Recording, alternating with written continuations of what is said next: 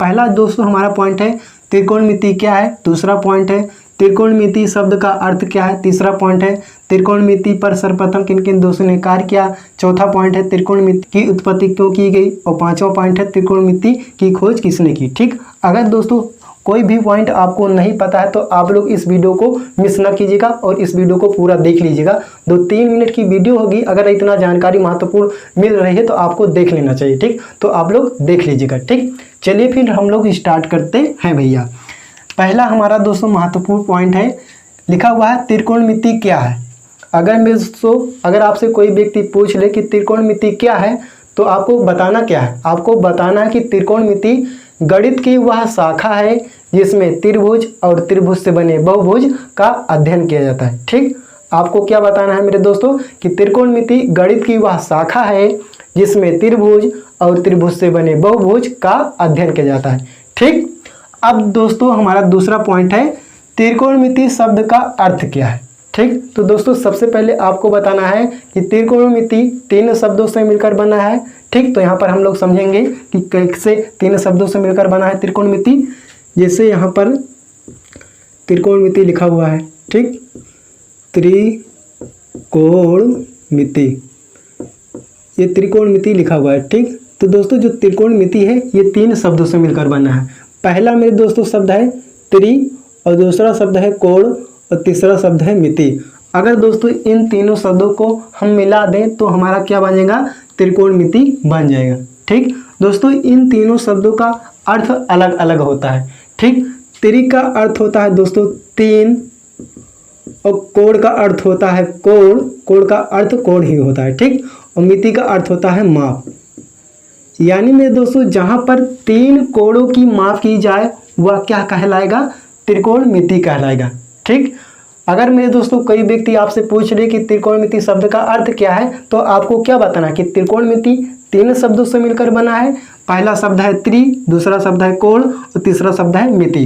त्रि का अर्थ होता है 3, कोण का अर्थ होता है कोण, और मिति का अर्थ होता है माप। यानी मेरे दोस्तों जहां पर 3 कोणों की माप की जाए वह क्या कहलाएगा, त्रिकोणमिति कहलाएगा। ठीक, चलिए अगला पॉइंट हम लोग पढ़ते हैं, महत्वपूर्ण पॉइंट तीसरा नंबर।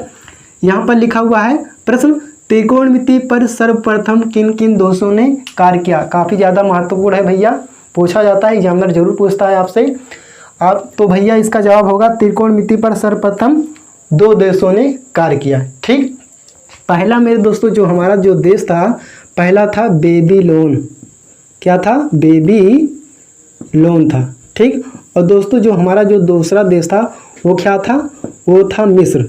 ठीक, वो क्या था, मिस्र था। ठीक, तो आप लोग इस ध्यान रखिएगा। ठीक, इस क्वेश्चन का आंसर को, ठीक है ना।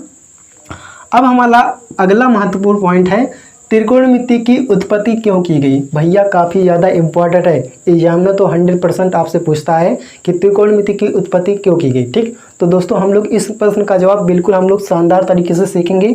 ठीक, चलिए फिर हम लोग ब्लैक बोर्ड के अनुसार समझते हैं। ठीक भैया, यहाँ पर हम लोग समझेंगे ब्लैक बोर्ड पर। ठीक, देखिए ध्यान दीजिएगा। मान लीजिए ये क्या है, कोई ज़मीन है। ठीक, और ज़मीन पर मान लीजिए क्या है, ये कोई भवन है। क्या है ये दोस्तों, ये क्या है, ये भवन है। ठीक भैया, ये क्या है, भवन है। ठीक, अब भैया जो ये भवन है, जो भवन का ये नीचे वाला भाग है, ये क्या है, ये भवन का पाद बिंदु है। क्या है ये पाद बिंदु है। ठीक, और दोस्तों जो भवन का ऊपर वाला भाग है जिसे हम लोग अवधी भाषा में पुलोई बोलते हैं। ठीक, तो दोस्तों इस पुलोई को क्या नाम देंगे, हम शिखर नाम देंगे। ठीक, क्या नाम देंगे, हम शिखर बिंदु देंगे। ठीक है ना। ठीक, तो आप लोग ये थोड़ा सा ध्यान रखिएगा। मान लीजिए मेरे दोस्तों ये क्या है, ये जमीन है, और ये क्या है, भवन है। भवन का नीचे वाला ये बिंदु क्या होता है, पाद बिंदु, और ऊपर वाला भाग क्या होता है, ये शिखर बिंदु होता है। ठीक, और मेरे दोस्तों मान लीजिए मैं ये भूमि है बता रहा हूँ अभी, तो इस भूमि पर या इस जमीन पर कोई व्यक्ति यहाँ पर खड़ा है। ठीक, और दोस्तों इस भवन को क्या कर रहा है, अपने आँखों से देख रहा है।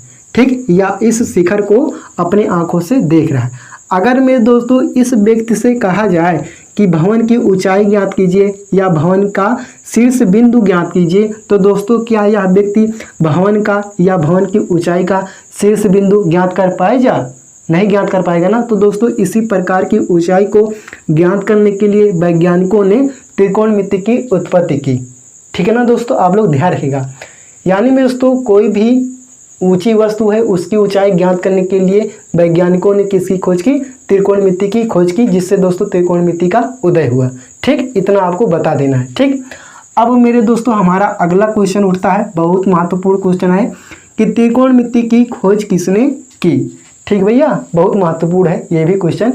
तो भैया त्रिकोणमिति की खोज किसने की? हिप्पारकस ने की। ठीक भैया, किसने की? हिप्पारकस ने की। ठीक, लेकिन मेरे दोस्तों मैं आपको बता दूं कि अगर आप प्राचीन ग्रंथों के इतिहास में नज़र डालेंगे तो वहां पर ज्ञात होता है कि त्रिकोणमिति की खोज सर्वप्रथम किसने की मेरे दोस्तों? आर्यभट्ट ने की थी।